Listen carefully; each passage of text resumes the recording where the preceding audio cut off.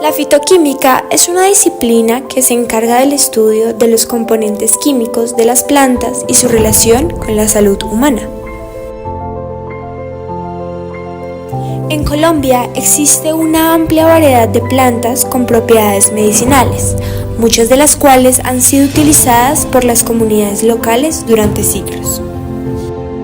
La taxonomía y morfología de las plantas, tanto a nivel microscópico como macroscópico, desempeñan un papel fundamental en el ámbito fitoquímico y farmacéutico. Estas disciplinas proporcionan la base esencial para comprender la diversidad botánica y las características anatómicas de la planta, lo que a su vez tiene un impacto significativo en la extracción, identificación y uso de compuestos bioactivos con fines terapéuticos. La correcta identificación taxonómica y el conocimiento de la estructura morfológica permiten a los investigadores y profesionales de la salud discernir entre las diferentes especies vegetales y determinar la presencia de compuestos químicos específicos en ellas.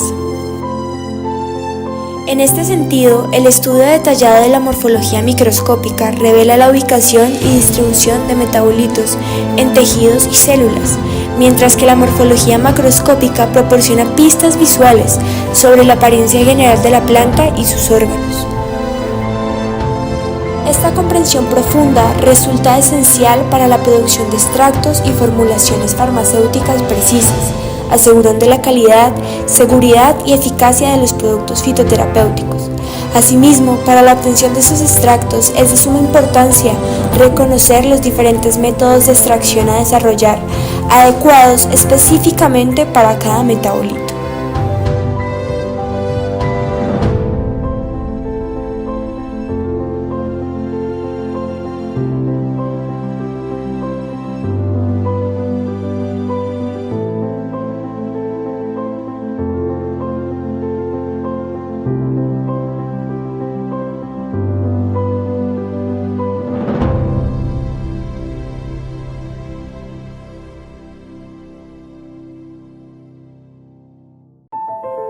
En el grupo de las plantas útiles de Colombia se destacan las especies medicinales que representan el 15% de las plantas con usos terapéuticos registrados para el mundo, y dentro de ellas se logró establecer que 204 son endémicas del país, pero son subutilizadas, pocas conocidas y varias de ellas están en peligro de extinción. De la literatura disponible sobre plantas medicinales, no se conoce qué otro país del mundo tenga un número tan alto de plantas medicinales endémicas, y seguro este es uno de los tesoros naturales escondidos de Colombia, que merece ser conocido, preservado, conservado y utilizado de manera sostenible para las presentes y futuras generaciones. Hoy presentaremos 3 especies importantes dentro de este grupo y que además se encuentran en el Vademecum de plantas medicinales. Pero antes vamos a escuchar a un invitado especial que nos va a hablar sobre los usos tradicionales y culturales de estas 3 plantas. Su nombre es Jonathan Osorio y es estudiante de biología de la Universidad Distrital. Soy pasante del Jardín Botánico de Bogotá y les voy a explicar unas plantas de usos tradicionales como lo son la linaza, el melón amargo y la manzanilla criolla. Estas plantas pueden ser consideradas de usos tradicionales o mágicos por las culturas prehispánicas. La linaza, por ejemplo, es una planta medicinal que es usada por la cultura muisca en el cabildo indígena de Bosa. Son las semillas para extraer sus aceites esenciales y se utiliza para combatir el estreñimiento, dolor e inflamación, también para tratar problemas digamos dermatológicos como lo son los eczemas, como abscesos y todo este tipo de enfermedades. Se utiliza la linaza. También tenemos la manzanilla criolla. También es una planta herbácea utilizada por las culturas de la Sierra Nevada de Santa Marta. Son plantas que se utilizan para las irregularidades, por ejemplo en el ciclo de la menstruación, inflamación de la vejiga, dermatitis, el tratamiento suele usarse también para como laxante, y también tiene propiedades antiinflamatorias. Por último también tenemos el melón amargo, que es una planta monocotiledónea que se da sobre todo en los países asiáticos, y se tiene mucho uso tradicional en la medicina china. Principalmente se están estudiando problemas de la diarrea, y se utiliza sobre todo el melón inmaduro y las hojas tiernas de la guía de la planta a través de la cocción, porque tiene beneficios para tratar problemas de inflamación del estómago, y por sus propiedades también antiinflamatorias.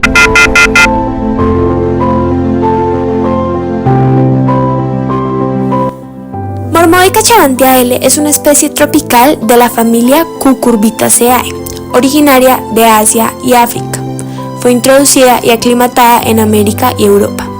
Se encuentra principalmente en el sur y sudeste de Asia, África, las Antillas, el Caribe y en la región mesopotámica y litoral de Argentina. Es conocida popularmente como melón amargo, cundeamor chino o tomaco. Es una planta enredadera anual herbácea de vida corta. Brota hasta una longitud de entre 3 y 4 metros. Posee un tallo de superficie vellosa, cubierta de pelos finos y suaves, de 5 lados cubierto de surcos. Algunos ejemplares poseen margen aserrado, también hojas modificadas que pueden convertirse en zarcillos. Sus hojas son alternas y asentadas sobre largos peciolos, delgadas, de 4 a 12 centímetros de diámetro, con 3 a 7 lóbulos bien definidos, los cuales tienen ápice obtuso. Sus inflorescencias disponen de flores femeninas solitarias y flores masculinas, en algunos casos solitarias y en otros agrupadas sobre un pedúnculo que presenta brácteas ovaladas en la base. Estas flores poseen comúnmente 5 sépalos, corola con un tubo muy corto y un limbo muy amplio. Son amarillas. Las flores femeninas tienen ovario ínfero y 3 estigmas, las masculinas 3 estambres. Poseen, además, un fruto ovoide de superficie cubierta por tubérculos amarillos con semilla elíptica plana. Por otro lado, a nivel microscópico, se encuentra que la raíz posee haces vasculares de 4 capas, donde áreas gruesas de células de esclerénquima rodean las células vasculares. En el tallo se sitúan haces fibrovasculares bicolaterales abiertos. Está compuesto también por varios tejidos especializados, cubierto con una epidermis de una sola capa que consiste en células de paredes gruesas y bien cerradas, donde el xilema está rodeado por floema interno y externo. Debajo de la epidermis se expresa bien un tejido mecánico que consiste en 5 a 6 capas de colénquima angular, que forman una tira ancha. Las células del colénquima están alargadas y engrosadas por dentro y por fuera. Contienen una gran cantidad de cloroplastos y por su ubicación en el cuerpo de la planta indica que la función principal de este tejido es la de sostén. En cuanto a las células parenquimáticas, tienen paredes delgadas y en diferentes partes de la capa sus tamaños no son los mismos. A mayor profundidad se encuentra también un tejido esclerenquimático bien desarrollado, de 5 a 6 capas de células lignificadas de paredes gruesas. Asimismo, la epidermis consiste en una sola capa de células de parénquima rectangular, dispuestas de manera compacta con una cutícula delgada y lisa, donde se pueden encontrar tricomas cónicos. Los estomas se encuentran principalmente en la parte inferior de la epidermis. En cuanto a los requerimientos de crecimiento de la Mormoica charantia, se encuentran climas tropicales y subtropicales, suelos con buena aireación y drenaje, siendo terrenos francos, arenosos o arcillosos ricos en humus. Igualmente se desarrolla en un rango de pH de 5.5 a 7.5, requiere temperaturas de entre 25 y 30 grados Celsius. Si está por debajo de este rango, afecta el crecimiento de la planta y si sobrepasa los 30 grados Celsius, se inhibe la floración. Por último, se debe realizar su recolección durante 3 a 5 meses, 3 veces por semana. Se recolectan los frutos verdes sin defectos o laceraciones y deben mantenerse refrigerados. Es ideal hacer la cosecha en la mañana y en días frescos. Seguido a esto, es importante conocer de qué forma se realiza el procesamiento de estas partes de la planta para su posterior análisis fitoquímico y estudio de actividad fitoterapéutica mediante ensayos clínicos.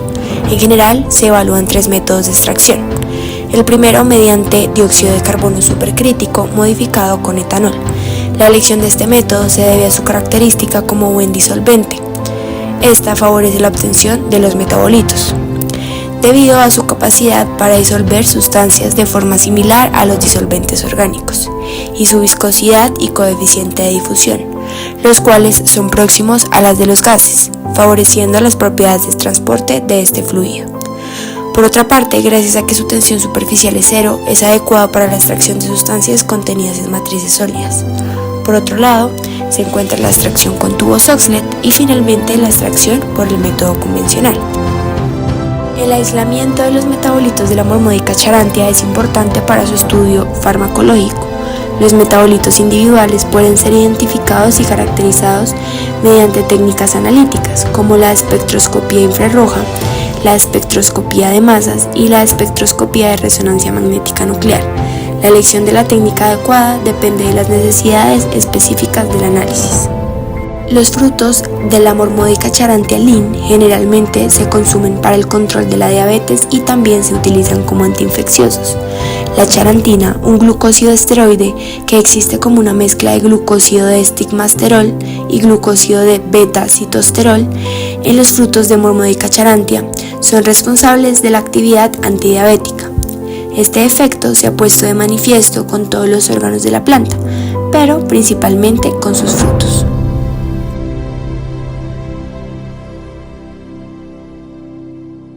La planta Tanacetum parthenium es una hierba corta pero de carácter robusto, que alcanza de entre 30 centímetros a 1 metro de altura.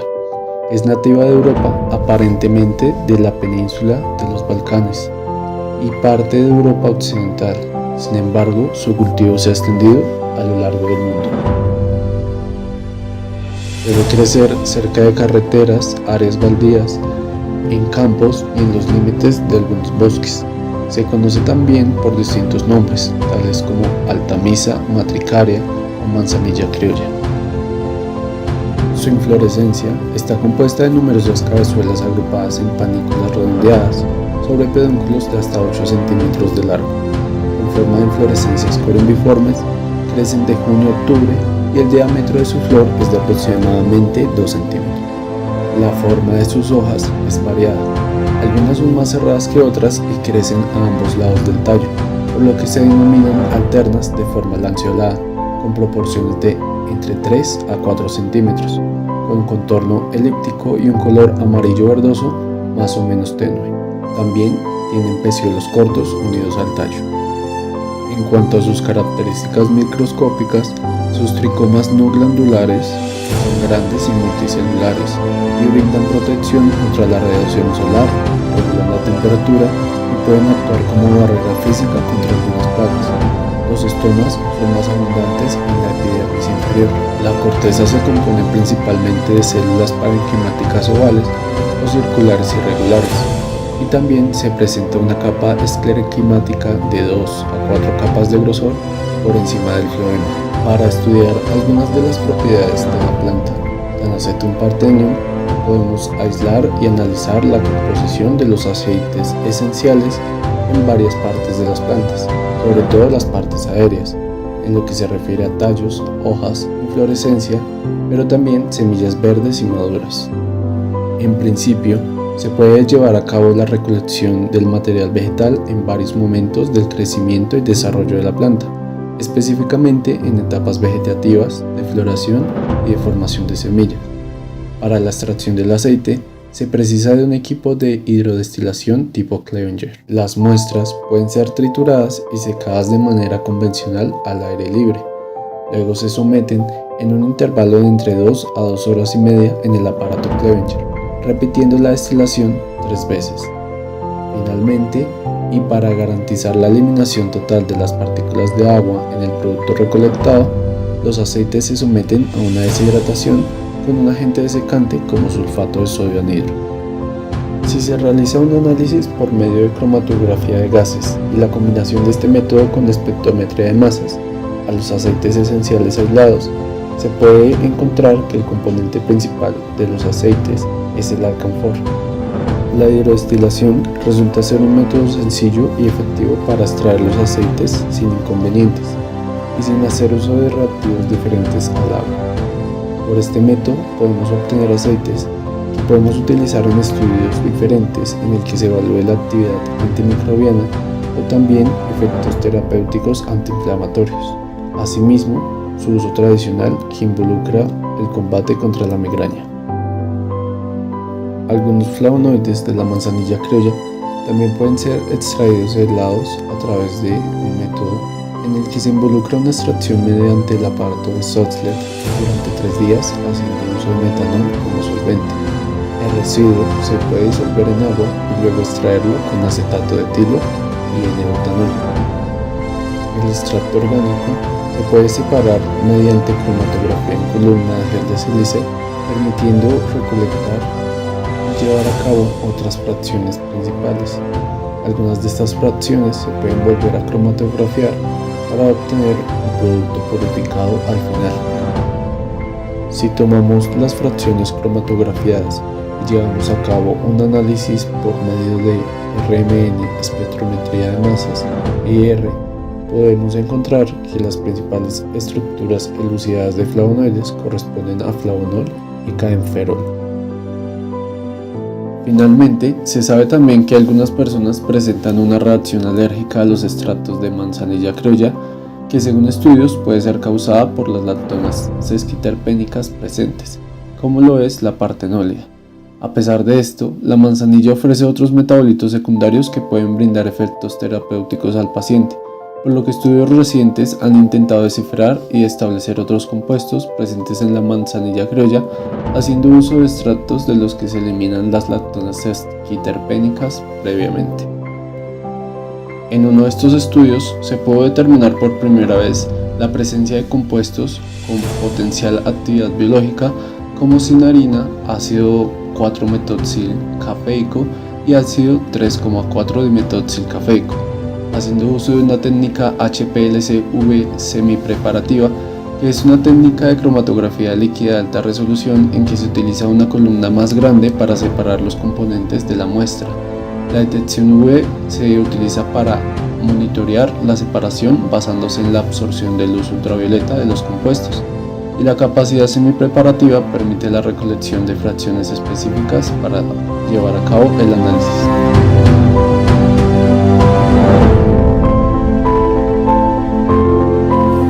La planta de linaza es una hierba anual que pertenece a la familia Linaceae.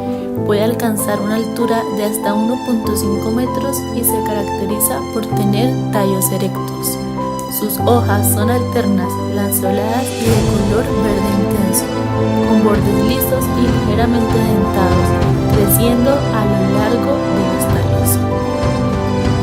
Es originaria de la región mediterránea y ha sido cultivada por sus beneficios nutricionales y medicinales durante miles de años.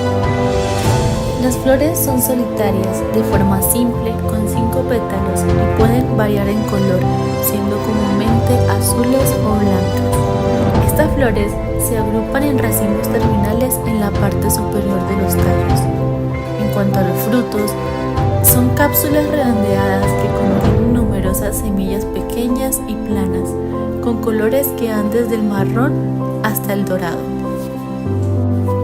Estas semillas son altamente nutritivas y ricas en ácidos grasos omega 3, fibra dietética, proteínas y lignanos antioxidantes. La linaza se cultiva tanto por sus semillas que se utilizan en alimentos y suplementos como por sus fibras que se emplean en la industria textil para producir lino. Los caracteres microscópicos de la sección transversal de la semilla de lino muestran la epidermis, la capa de pigmento, el cotiledón, que consiste en una masa proteica con granos de aleurona y abundantes glóbulos de aceite fijo. Los caracteres microscópicos del polvo incluyen escleros lignificados, granos de aleurona y glóbulos de aceite graso. En cuanto a la etnobotánica del lino, en la farmacia se usa principalmente el polvo de sus semillas como emoliente y también como laxante. Más modernamente, ha comenzado a usarse esta planta para los tratamientos anticancerígenos, y ello en cuanto a que las semillas del lino contienen importantes cantidades de agentes anticancerosos, los lignanos, de los que se considera las semillas de lino como las mayores fuentes de esta sustancia. En algunas culturas, el lino se ha utilizado con fines medicinales, como en la medicina tradicional china o en la medicina popular de diferentes regiones. El clima más adecuado para la recolección del lino es distinto según se trate de lino para fibra o para semilla, prefiriendo en el primer caso los húmedos y suaves, y en cambio en el segundo caso son adecuados los templados y cálidos. En cuanto al suelo, no es indispensable cultivar solamente en terrenos de gran fertilidad. Atendiendo al diminuto tamaño de la semilla y la no gran profundidad en que las raíces se desarrollan, debe tenerse en cuenta que los terrenos fuertes, en los que con las primeras lluvias se forma una fuerte costra, no están indicados para el lino, toda vez que será punto menos que imposible que la plúmula de la semilla al germinar consiga romper dicha costra. Asimismo, los excesivamente sueltos y permeables con poco poder retentivo de la humedad son inadecuados, pues las raíces que apenas rebasan los 15 centímetros de profundidad estarían continuamente imposibilitadas de realizar su función nutritiva para la planta. Uno de los procedimientos que se puede llevar a cabo para la extracción de metabolitos secundarios de la linaza es el método de Soxhlet, que consiste en que el disolvente hierve, se condensa, gotea sobre la muestra sólida repetidamente y se extraen los compuestos deseados de manera eficiente.